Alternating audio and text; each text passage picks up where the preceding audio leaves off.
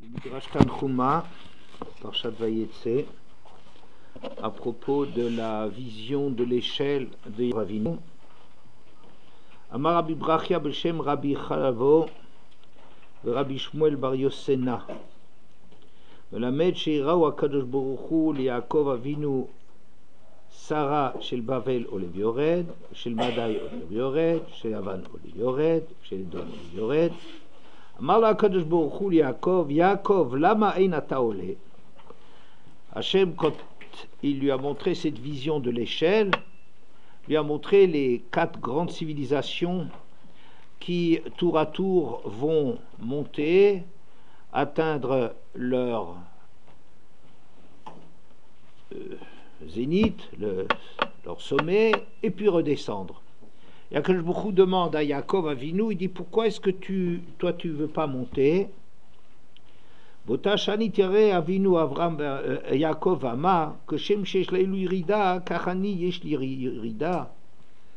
J'ai peur que de la même façon que je vois toutes les civilisations qui tour à tour gravissent les échelons et dominent le monde pour ensuite disparaître, j'ai trop peur que ça m'arrive la même chose. Marlo HaKadosh Baruch Hu, im ata ole ein lecha yirida. Hachem le rassure et dit, si toi tu montes sur l'échelle, toi tu ne descendras pas. Velo emin, velo ala. Et Yaakov n'a pas confiance et il ne monte pas. Rabbi Shmuel Bar Yosifa Ayadoresh Bechol Zot Chatu Od Velo Eminu Beniflotav. En dépit de tout ce qu'Hachem leur a montré, ils ont continué à ne pas être à la hauteur et de ne pas avoir eu confiance en ses prodiges. Amar la Kodesh Baruch Hu lo alita ve'emanta lo hayta lecha yira l'olam. Si vraiment tu avais eu confiance en ce que je t'ai dit, que tu pouvais monter, jamais tu ne serais redescendu. Ela hoïl velo emanta rebanecha mishtabdim ba'alalu arba malchuyot ba'olam hazeh mesim ba'arnuniot ou begul galiot. Mais étant donné que tu n'as pas eu confiance, tu seras soumis à ces 4 empires, dans ce monde par des charges, des impôts, des taxes. Amarlo Yaakov yachol olam. Yaakov il a peur, il dit ça durera éternellement. Al tira avdi Yaakov al techat Israël ki hineni moshiacha merachok vezaracha meret shivyam. N'aie crainte Yaakov, je te sauverai d'où que tu te trouves, d'où que tu sois. Meretz Galia de la France, Espagna, Chavrotea, etc. Et avec un verset qui dit que Yaakov reviendra à toutes ces différentes confrontations, qui est Sechala bechol hagoyim asher efitzoti chasham beumot haolam she'en mechalin et tzadoten. Aval Israël she'en mechalin et tzadoten. Je te sauverai quand je mettrai fin à toutes ces nations qui, elles, exploitent leur terrain jusqu'au bout. Mais Israël, il laisse une PA, ça veut dire qu'ils ne vont pas au bout de toutes leurs possibilités, de tout leur potentiel, et je te sauverai. Bon, un texte un peu difficile, qu'est-ce que ça veut dire? Que Yaakov Avinu il n'a pas confiance quand Hachem lui dit de monter? Ça veut dire, on le reproche à Yaakov, mais en vérité, Yaakov Avinu, s'il ne se sent pas la force de gravir les échelons de l'histoire, de s'impliquer dans l'histoire et de garder cette finalité de l'ol chalot et tsadeu, de ne pas épuiser tout son potentiel, de ne pas récolter toutes les récoltes possibles, mais de laisser un coin PA, la mitzvah de PA, le coin du champ.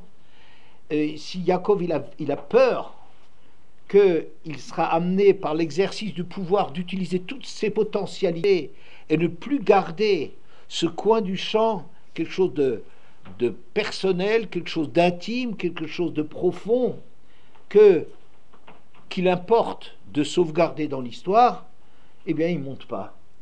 Est-ce qu'il a eu raison, est-ce qu'il a eu tort? Le Midrash lui donne tort, mais c'est très relatif, ça veut dire que c'est un tort qu'il a parce qu'il ne se sent pas la force de.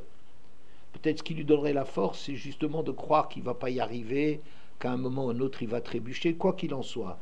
Les nations qui vont au bout de leur potentialité, ça veut dire elles s'épuisent, elles donnent tout ce qu'elles ont à donner dans l'exercice de leur pouvoir. Et Yaakov Avinu, et c'est pour ça qu'une fois qu'elles ont fini leur rôle, ben c'est fini, c'est terminé, on tourne la page, disparaissent. Et ces cas-là, je les achève.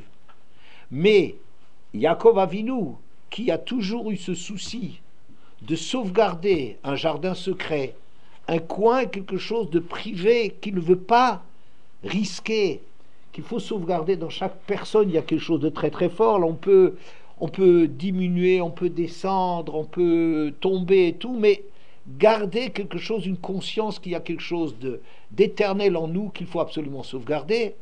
Yaakov Avinu, finalement, il traversera l'histoire avec toutes les souffrances, avec toutes les soumissions aux empires, mais Hachem le sauvera.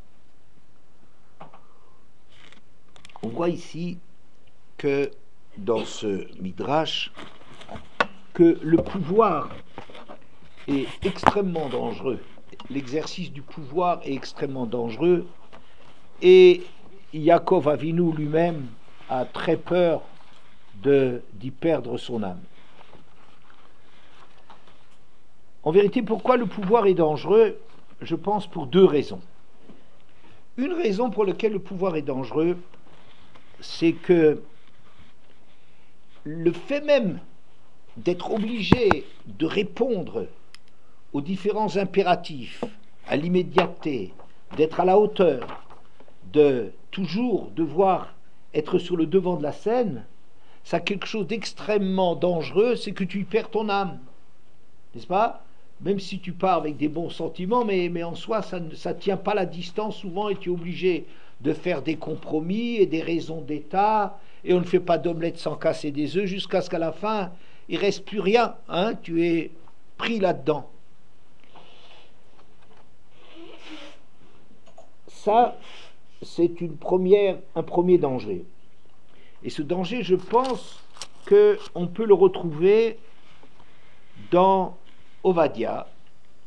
C'est le prophète Ovadia qui était un non-juif, qui s'est converti et qui a fréquenté Achav et Isével de Roshaïm, et il est resté tzaddik. Alors lui peut faire des remontrances à Esav, qui a vécu parmi deux tzaddikim comme Yitzhak et Rivka, et qui n'a pas appris d'eux. Donc, il y a un paragraphe, seulement un chapitre dans Ovadia, qui s'adresse, à une harangue à l'adresse de Esav, et lui va annoncer la disparition à la fin de Esav.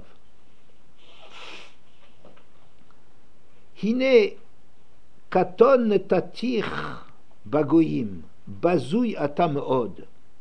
Hachem déclare à Édom: voici que je t'ai rendu petit parmi les nations et extrêmement méprisable.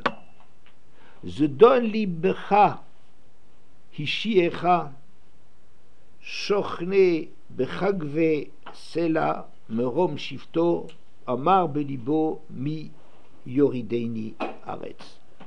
Tu es tellement imbu de ta réussite que tu résides sur les hauteurs du monde, et tu dis: qui pourra me faire descendre de si haut? Im tagbia kanesher ve'im ben kochavim simkinecha misham oritra numashem. Quand bien même tu t'élèves comme l'aigle et que tu places ton nid entre les étoiles, de là-bas je te descendrai, dit Hachem. Donc Hachem s'adresse à Esav pour lui dire: tu es tellement imbu de toi-même, tu crois tellement en ta réussite, tu es tellement sûr de toi, hein, que tu t'attends à ne jamais descendre. Eh bien, combien même tu monteras sur les hauteurs du monde, je te ferai dégringoler de là-bas. Rashi. Qu'est-ce que ça veut dire katon ata? Tu es petit. Rashi dit: V'rabotenu darshu katan she'en lahem l'octave velo lachon. C'est un peuple qui n'a pas laissé quelque chose dans l'histoire. c'est un peuple qui n'a pas laissé une écriture ni une langue. Tout ce qu'il a fait, tout ce que Esav a fait, c'est emprunter aux autres.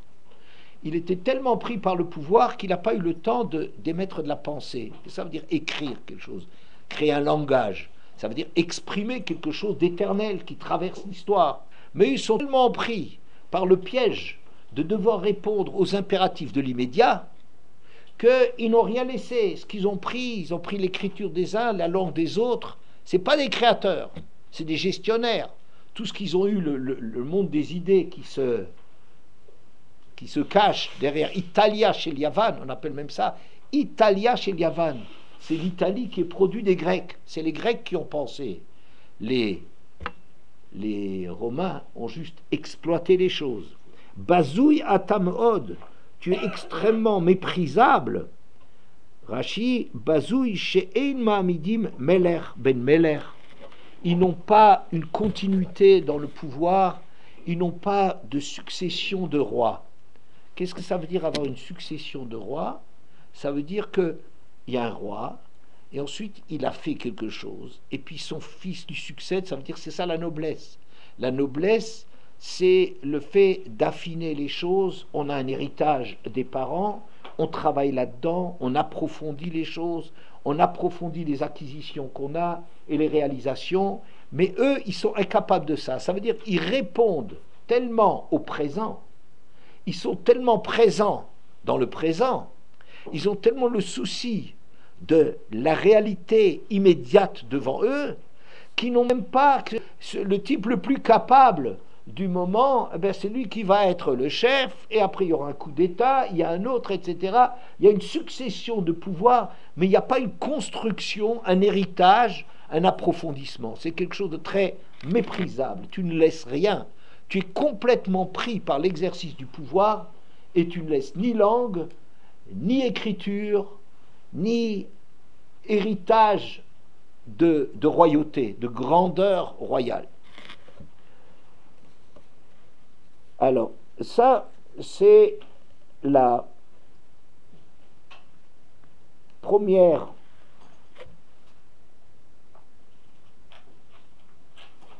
attention qu'il faut prêter, dont Yaakov a peur, c'est que à force d'exercer le pouvoir, eh bien on y perd son âme. On s'investit tellement totalement, on est tellement pris par l'immédiateté que on ne passe pas dans l'histoire.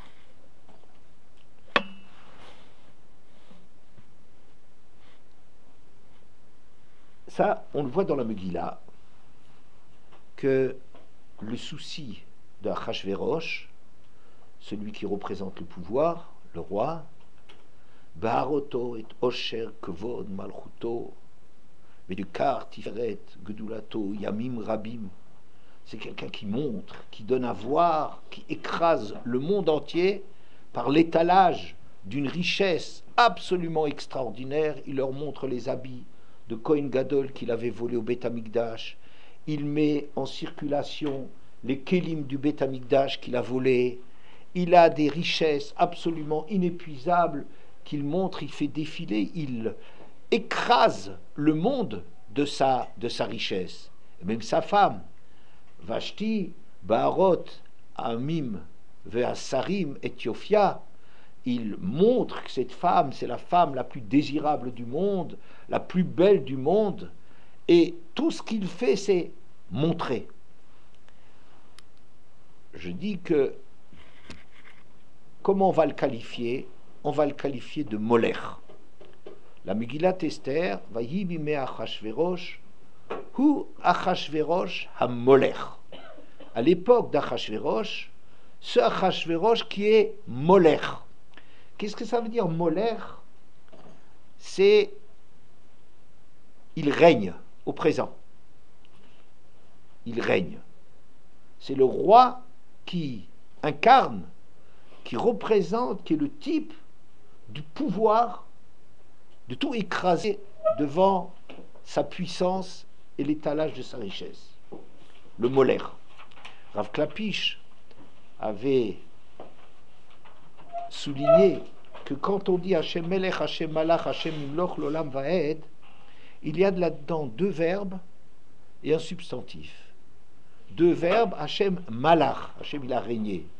Hachem yimlor, régnera, il est incontesté avant que l'homme ne paraisse, et après que l'homme est passé, Hachem yimlor. Mais au présent, Hachem meler. Il n'est pas moler. Moler, ça veut dire quelqu'un qui règne au présent. Hachem laisse en fait sa grandeur, c'est d'être reconnu par les hommes. Un roi ein meler beloam. Un roi n'est rien sans son peuple. Ou berov am hadrat meler. Quand il y a beaucoup de sujets, eh bien,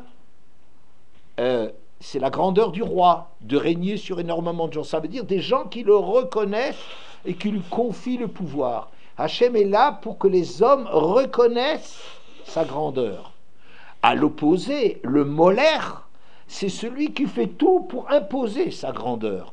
C'est celui qui règne au présent. Donc il y a quelque part, dans l'histoire de la Megillah, une première opposition, c'est celle de Achvérosh, qui est le molaire, qui a tous les kélim à sa disposition, toutes les richesses matérielles, spirituelles, tout ce que le monde est arrivé à conquérir, et qui utilise cela pour éclabousser le monde entier, pour être sur le devant de l'histoire. Seulement attention, il y a un danger énorme, c'est qu'à force de se sentir obligé de dominer le présent, on ne construit rien, on n'apporte rien, on est juste molaire, on domine, mais on n'apporte pas. Et dans la Megillah, Benny Ringer, le Rav Benny Ringer a fait remarquer dans son commentaire de la Megillah qu'en vérité, quand vous regardez l'histoire de la Megillah, le début et la fin, au début de l'histoire, le roi est entouré de conseillers.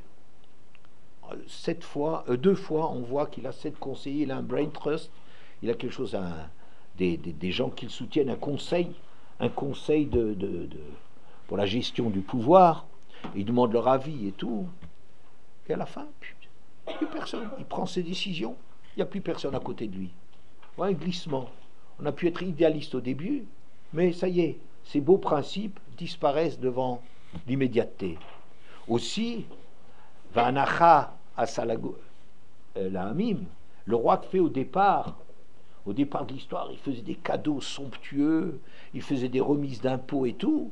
La fin de Megillah, c'est quoi? Vayasem Mas. Il a mis en place des taxes nouvelles, des impôts nouveaux. Ça veut dire ce grand roi idéaliste, soi-disant au départ, qui était peut-être pas plus mauvais qu'un autre, avec l'exercice du pouvoir, il apprend à y prendre goût et il doit répondre immédiatement, prendre des décisions lui-même, et tous ces beaux principes s'envolent dans l'histoire. Ça, c'est un des très gros risques qu'il y a dans l'exercice du pouvoir. Un deuxième risque énorme est le suivant. Bazoui atam od, toi Esav, tu es extrêmement méprisable. Les Chachamim disent à propos de Haman, Vayivez l'ishloach yad bemordechai levado. Il a senti, il a trouvé que c'était peu de choses, insignifiant, méprisable, de porter la main sur le seul Mordechai. Les Chachamim disent Bazoui ben beno shel Esav Asha shenemar vayivez Esav et Abchora. Tu es un méprisable personnage. Tu es le descendant Bazoui ben Bazoui. Tu es un méprisable, fils de méprisable, et ça remonte à Esav le rachat, à propos duquel c'est déjà marqué Vayivez, bisayon, mépris, négligé, dédaigné. Tu traites les choses de tout ton orgueil qui se met là-dedans, et du haut de ta richesse et de tes capacités et tout, et de ton pouvoir, tu traites tous les autres comme rien. C'est-à-dire que le pouvoir a quelque chose de très très dangereux. Bazouyatamehod, qu'il y a les caractères de l'homme, les chisronotes de l'homme, les déficiences de l'homme sont mis en lumière dès qu'on occupe un pouvoir. Quand on occupe un pouvoir, ça, ce qu'on voit, c'est ce que la personne elle est, qui c'est. Et un homme méprisable, il a ce mépris, il le tient par héritage de Esav. Amalek, c'est l'héritier de ce mépris, de ce dédain, de ne rien admirer, de ne pas trouver de beauté en dehors de ce que lui il est en train de dire. Ça, c'est Haman. Hediot Kofetz Berosh, comme on dit à son propos, parmi les 7 conseillers, le dernier c'était Haman, Mouchan, il se précipite pour donner son avis. Il n'a aucun respect de quelque chose. L'essentiel, c'est qu'il a l'impression d'exister que parce que lui, à cause de lui, tout tourne autour de lui. Vous voyez? Ça, c'est l'introduction, je ne me souviens plus de quel chacham, de la Megillat Esther, c'est Shir Hamalot Bekuv Aleinu, Adam velo Melech. Dans cette attaque que Haman a faite contre Israël, il y a eu quelque chose de terrible. Ça s'appelle quand un homme s'est dressé contre nous. Bekum Aleinu Adam. Et la Gemara dit Adam, velo Melech. Qu'est-ce qu'elle veut souligner par cela? Elle veut dire que si un roi a des comptes personnels à régler, il calcule, il ne se laisse pas aller à son immédiateté. Il est en train de regarder quelle impression ça va faire, est-ce que les médias vont être de mon côté, le peuple va-t-il suivre et tout. Un homme qui est roi, il a un souci de gouverner. Donc il ne peut pas décider, même si Achashverosh n'apprécie pas le peuple juif outre mesure, il n'apprécie pas plus que Haman, mais lui ne va pas faire le sale boulot parce qu'il veut être... Sinon on ne comprendrait pas que ce peuple juif est positif là-dedans et tout d'un coup on s'en débarrasse. Donc il laisse faire le sale boulot à Haman. Mais Haman c'est Adam. Adam velo Melech. Il lui manque de la dignité, il lui manque de la grande... Il est bazouille, il est nul. Lui il règle ses comptes personnels avec Mordechai.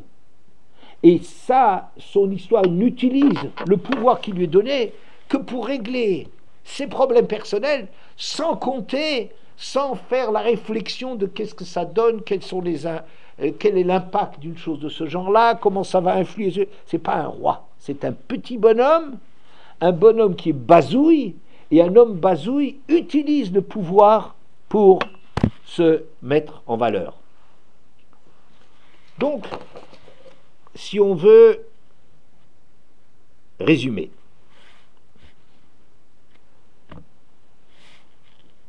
dans la Megillat Esther, on a affaire à un double challenge, un défi double. On a un opposant qui s'appelle Achashverosh, celui qui exerce le pouvoir, qui est pris complètement par les impératifs du pouvoir, qui n'a pas d'âme. Vous savez, c'est comme son problème, c'est le pouvoir, exercer le pouvoir, rester au pouvoir. C'est ça ses impératifs.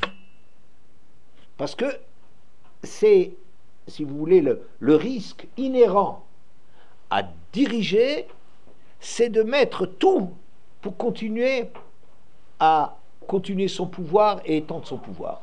En soi, c'est quelque chose d'extrêmement dangereux parce que même un tzaddik comme Yaakov Avinu, il a peur de perdre sa grandeur parce qu'il sera amené à prendre des décisions parfois, vous voyez, des raisons d'État et des raisons politiques et des choses de ce genre-là. Le deuxième adversaire, c'est Amalek, Haman. Le deuxième adversaire qu'on a à combattre, c'est Amalek, c'est-à-dire celui qui, dans sa haine des Juifs, est capable d'utiliser tous les moyens pour débarrasser le monde de ces Juifs. Vous savez, quand nous on dit qu'il faut effacer tout souvenir d'Amalek, eh bien, en vérité, c'est exactement la reproduction de ce qu'Amalek dit de nous. C'est pas Amalek qui dit la même chose. La Shmid, la Rogue, la Bête, et Kol Haïdi, Mitav, Vanazaken, etc. exterminer, éliminer, achever, tuer tout ce qu'il y a chez les Juifs, du plus petit au plus grand, il est aussi radical. Ça veut dire que nous, on est simplement le reflet, l'opposé absolu d'Amalek, qui ne peut pas supporter l'existence d'Israël, et nous, c'est Israël est incompatible avec Amalek. Bien.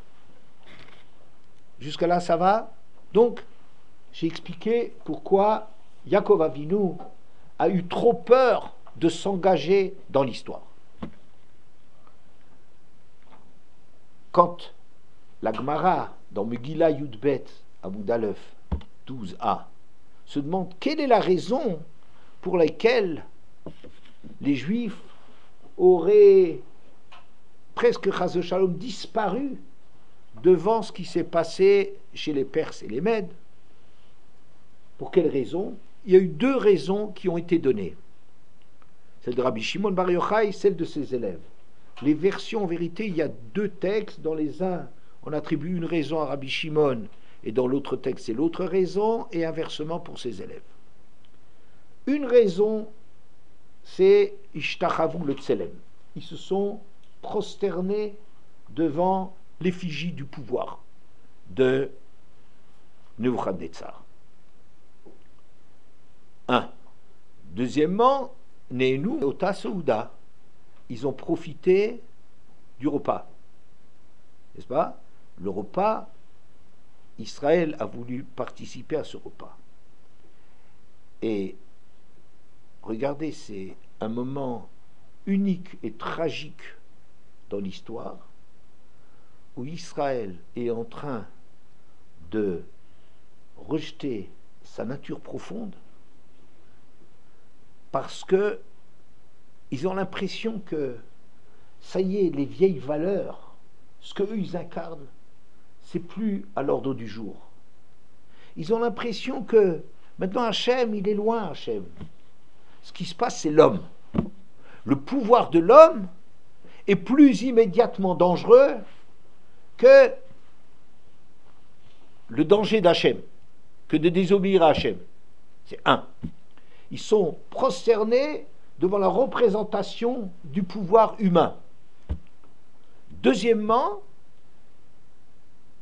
ils ont profité de ce repas, c'est-à-dire qu'ils ont voulu sortir de l'anonymat, de la marginalisation que toute l'histoire a fait des Bnei Israël, les a mis de côté et pour faire l'histoire, et les Bnei Israël, ils se disent c'est beaucoup plus positif pour nous de participer, d'apporter notre génie aussi à la construction du monde.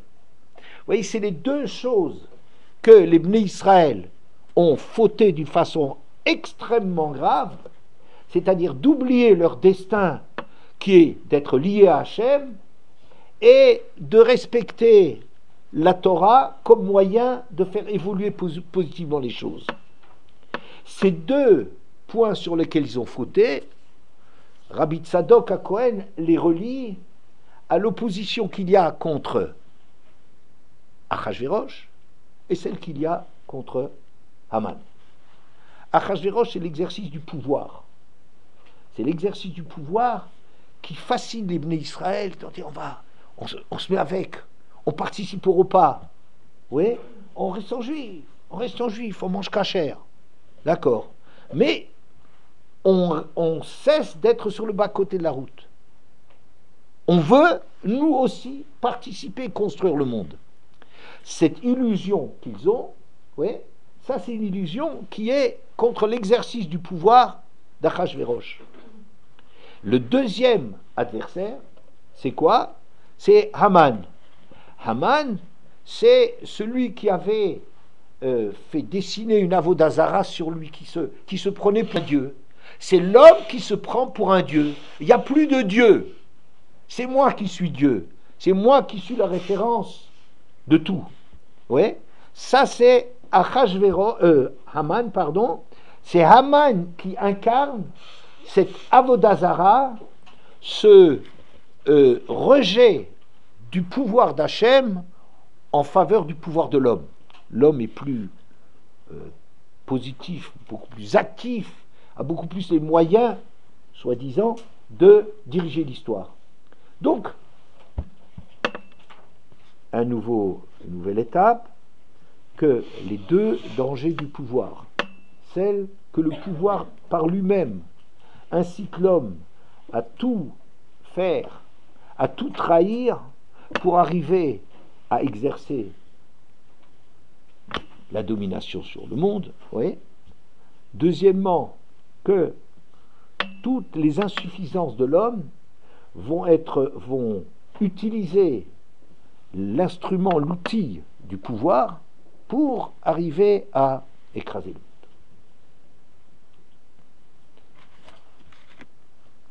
En vérité, c'est ce moment-là dramatique où les Israël ont rejeté ce qui fait leur raison d'être. Comment réagir contre cela? Eh bien, les deux personnages de la Megillah, c'est Esther et Mordechai. Esther, c'est celle qui va lutter contre le pouvoir. C'est-à-dire cette espèce d'illusion de tout utiliser, tout mettre en œuvre pour participer à l'histoire. Elle, c'est celle qui, elle se refuse à ça. Et une Esther Magedet et Tama avec Molata. C'est pas un calcul positif, un calcul politique plutôt, de dire quand est-ce qu'on va, puisque moi je deviens la reine, quand est-ce que je vais sortir cet atout-là qui a la reine qui est là. Oui. Et une Esther Magedet, c'est pas sa façon de fonctionner. Elle a tout dans la tsniout, dans la grandeur qu'elle a, la pnimiout qu'elle a. Elle oppose sa pnimiout, le fait s'appelle Hadassah par exemple. Voilà. Hadass, c'est le myrte dont les feuilles couvrent la tige. Elle a une tsniout, elle ne se montre pas. Comme dit Rabbi Tzadok, d'ailleurs, il dit que le myrte, le parfum, pour le sentir vraiment, on l'utilise souvent dans les psamim, n'est-ce pas? Comment est-ce que vous faites pour les psamim, pour le sentir? Il faut soit le frotter, soit le mieux c'est le casser. Et c'est là qu'il donne son odeur. Vous voyez, c'est quelque chose qui a un parfum, qui embaume. Mais il faut vraiment le forcer pour arriver à sortir toute sa plimiout. Vous voyez, ça c'est Esther. Et Esther Magedet, elle ne se révèle pas. Elle ne se révèle pas. Et au contraire, elle va dire, quand Mordechai va la pousser, l'air knos et kolaïdim tsumu alay, rassemble les Juifs. Ce qui est important d'abord, c'est que les Juifs se rassemblent. Et tsumu alay shloshet yamim layla v'yom, et jeûner pour moi 3 jours entiers, jour et nuit. En vérité, elle ne met pas les chances de son côté. Quand elle va se présenter, vous imaginez, après 3 jours de jeûne, elle doit être livide. Oui, elle a perdu son teint et tout. Bon. De l'autre côté, Mordechai.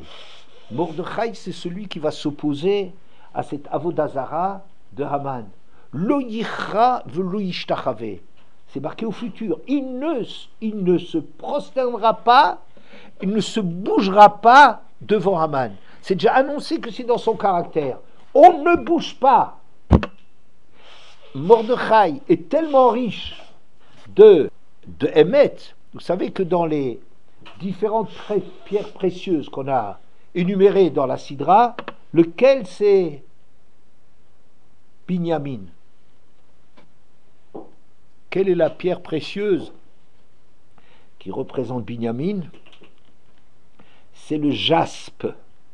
Je ne connais pas, moi, je ne connais rien dans les... Quelqu'un sait ce que c'est la pierre précieuse, le jaspe? Vous l'avez déjà entendu, le nom jaspe? Oui? Non? Il y en a une qui s'appelle le jaspe. Ça s'appelle Yoshfe. Et mon frère m'a dit Yoshfe, ça veut dire Yeshpe. Il a une bouche pour parler. Il a des choses à dire, mais c'est quelqu'un qui garde les choses, toute sa richesse, il la garde à l'intérieur de lui. Il ne se prosterne pas devant Esav, et il ne se prosterne pas, et il ne se prosternera jamais devant un Haman. Vous voyez? Il est à l'opposé de Haman. Haman, il est bazouille, ça veut dire il vient de n'importe où. Comment est-ce qu'il est venu Amalek au monde? Quel mariage? Vous savez? Haman, c'est un descendant de Esav. De quelle façon? Pardon? Fort? Timna. Oui. Qu'est-ce que c'est Timna? C'est une esclave. Non, une fille de roi. Pas une esclave du tout. Une fille de roi qui, étant donné qu'elle n'a pas été acceptée par les Avot, a préféré être la servante de chez Esav, et elle a épousé Eliphaz, le fils d'Esav. C'est ça ce qui a donné Timna, c'est ça qui a donné Amalek. Ils ont un fils qui s'appelle Amalek. Vous voyez? C'est le résultat d'un rejet, et qu'elle rejette tout. Amalek rejette tout. Et donc vous voyez, ces mariages pis-allés.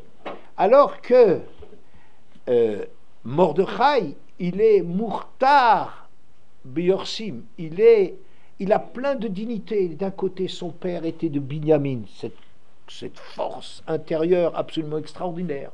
De l'autre côté, sa mère était de Juda. C'est roi, il est roi, il est fort, il est intérieur. Vous voyez, c'est quelqu'un mais c'est quelqu'un d'extrêmement discret, qui n'intervient. C'est pas un homme politique. Et c'est ça ce qu'il a, la Ktoret. Mordechai, c'est le premier parfum qui est dans la Ktoret. C'est le nom de Mordechai. Mordachia, c'est le myrrhe d'Achia, fin, pur. Vous voyez, il représente quelque chose de très intérieur, de quelque chose de très privé qu'on fait brûler dans le Kodesh, que le Kohen Gadol il fait brûler dans le Kodesh. C'est quelque chose d'extrêmement intérieur, quelque chose qui ne se montre pas par opposition au Bazouï, Ben Bazouï, celui-là qui n'est que de l'étalage. Donc, il y a eu une grande discussion que vous connaissez entre Esther et Mordechai, quand les Juifs ont été condamnés par le sort. Donc, Mordechai a informé Esther, et Esther a dit, tu sais, le roi ne va pas tarder à m'appeler, ça fait déjà 30 jours qu'il ne m'a pas appelé, il va avoir le temps long, et quand je serai avec lui, à ce moment-là, je vais parler pour mon peuple. Et Mordechai lui a dit, jamais de la vie, maintenant c'est un moment qui est tellement dramatique, on ne fait pas la politique, on ne calcule pas ses coups. Tu vas aller chez lui, c'est pour ça que tu es devenue reine, pour aller sauver les Israël.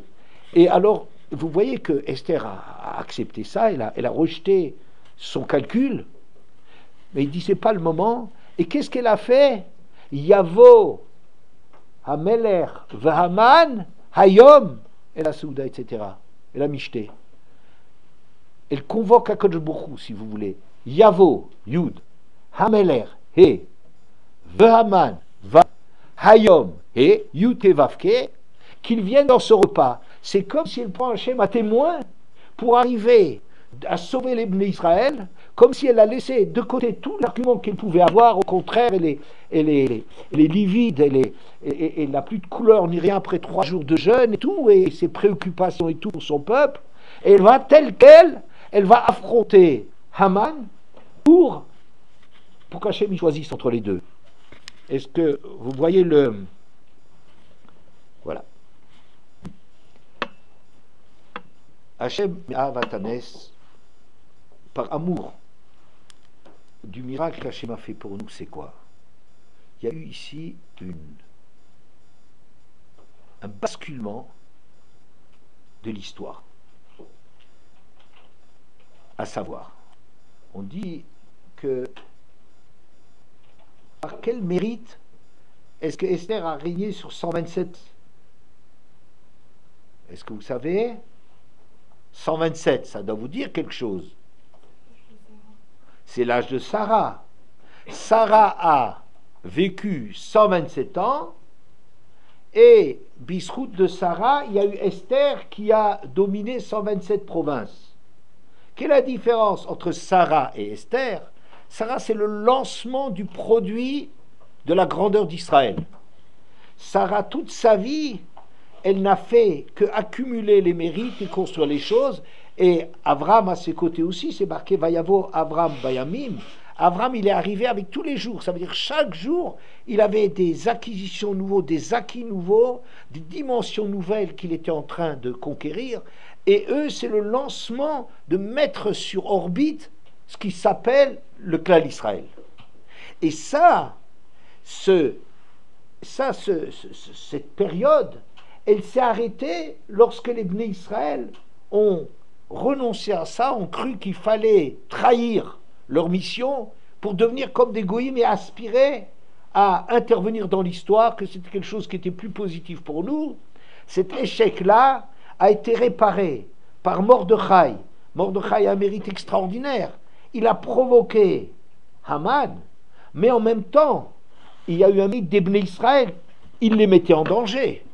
En vérité, on aurait pu le tuer. Du point de vue halakha, il est rodef. Il met en danger le peuple juif par le fait qu'il indispose le pouvoir et qu'on va attaquer les juifs à cause de lui. Et il n'y a personne qui ne s'est pas rangé derrière sa bannière. Personne n'a rien, on ne voit personne qui a protesté de cela. Ça veut dire que les Bnei Israël ont bien compris la leçon qu'en vérité, on ne se prosterne plus. C'est fini. Ce renoncement au monde d'Akadosh Baruch Hu au profit du monde de l'homme, c'est fini. C'est fini cette chose-là. Ça c'est Mordechai qui a obtenu que les Bnei Israël reviennent vers Hachem. Oui. Et Esther de son côté, la même chose. Elle a enlevé le mal que ça a fait de profiter de ce repas en faisant jeûner, en rassemblant Israël et en les faisant jeûner. C'est quoi? C'est-à-dire que Esther fait basculer avec Mordechai l'histoire du peuple. Le peuple jusqu'à présent a été construit à partir de Sarah et d'Avram. C'est eux qui ont établi quelle est la grandeur du peuple juif. À partir de cet échec qu'il y a eu à l'époque de Purim, où on a trahi cette mission, eh bien, on va maintenant changer de plan et on va utiliser l'acquis. C'est ça ce que ça veut dire qu'Esther, par le mérite des 127 ans de Sarah qui sont passés à acquérir, à conquérir, à incarner des valeurs, le peuple juif, grâce à ça, ça a donné comme résultat le peuple Esther et Mordechai. Et Hachem, à ce moment-là, il va donc, dans ce repas, il va aider Esther et il va sauver le peuple juif. Mais Ahavatanes, comme ça on s'exprime, maintenant il y a quelque chose de nouveau. Hachem montre son amour pour le peuple juif. Il les a sauvés et les Bnei Israël ont été complètement remués par le fait qu'Hachem là-dedans il a une telle déclaration d'amour qu'il les a sauvés aux portes de la mort, il les a sauvés d'une façon incroyable. Ça c'est le rôle de Esther et de Mordechai, et par amour de cela, il y a eu les 4 mitzvot de Purim. Quels sont les 4 mitzvot de Purim? Mishte. Même, oui. Ensuite, pardon?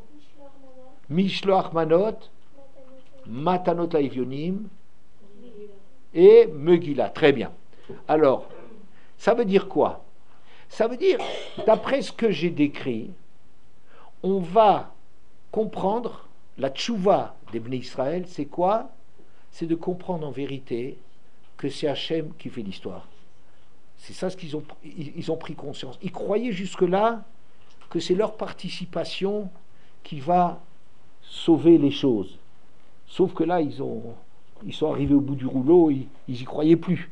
Mais c'est une attitude de penser que l'homme, c'est lui, ses mérites qui vont faire qu'on est sauvé. Ici, Hachem, il a montré que c'est Hachem qui a tout fait. D'accord?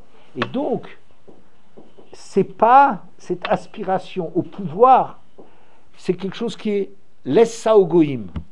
Laisse ça au goïm. Toi, ton souci, c'est ton coin de champ, c'est ton intimité, c'est tes grandeurs, c'est ta neshama, c'est tes valeurs profondes que tu incarnes. C'est ça qui est essentiel, et laisse Hachem agir. Oui? Et donc, il y a eu Matanot laevionim. Matanot laevionim, je pense que ça signifie qu'il n'y a plus de gens qui sont plus importants et des gens pas importants. On reste sensible, on est sensible à des gens qui sont pauvres, à des gens qui ont moins d'influence, puisqu'on a compris, avec cette histoire de la Megillah, que c'est pas nous, c'est pas le gars qui est riche, qui a un rôle spécial, et le pauvre, il n'a pas d'importance. Donc, Matanot Laivionim, c'est de se rendre compte que quelqu'un qui est moins que toi, il n'est pas moins que toi. Il a moins de moyens, mais ce n'est pas tes moyens qui font la guerre. Oui. Ensuite, le michté. Le michté, c'est knos et kolaïdim, de se rendre compte, c'est pas toi individuellement, avec tes capacités qui va faire l'histoire, c'est pas ça. On vit tous ensemble. Donc il y a un grand rassemblement du peuple, c'est le Mishloach Manot, Ishlereu, de resserrer les liens du peuple. Le repas, le michté, ça montre qu'Hachem nous a choisis tel qu'on est. Vous voyez, c'est comme si notre corps, il lui importe. Pas notre sechel, nos capacités d'agir, d'avoir des stratagèmes pour arriver à dominer le monde et à se faire notre place. On a rejeté cette chose-là parce qu'Hachem, ce qu'il cherche chez nous, c'est toi, tel que tu es, je t'apprécie. Oui. Et tout ça, ça fait que on a hérité de ce texte de la Megillah qui nous raconte tout ce basculement. Et donc maintenant, il y a quelque chose de nouveau qui a une révélation extraordinaire que finalement Hachem considère que c'est à lui de faire l'histoire et le peuple juif est heureux de ça. C'est ça la simcha qu'on a dans Purim, c'est que cette prise de conscience qui en d'autres temps nous aurait rendu malheureux, on dit mais alors quoi, alors qu'est-ce qu'il faut que je fasse et tout. Fais des mitzvot, d'accord, ça c'est sûr que c'est important. Étudie la Torah, c'est sûr que c'est important. Mais c'est pas l'histoire qui va diriger les choses. Il y a quelques années, j'ai dit que le mot historia, c'est Hester-ya. Hester, c'est le voilement caché de Yudke. Hachem a créé le monde qui beya Hachem Tzurolami. Hachem a créé le monde avec Yudke. Et l'histoire, c'est quoi? C'est la révélation d'Hachem à travers les événements.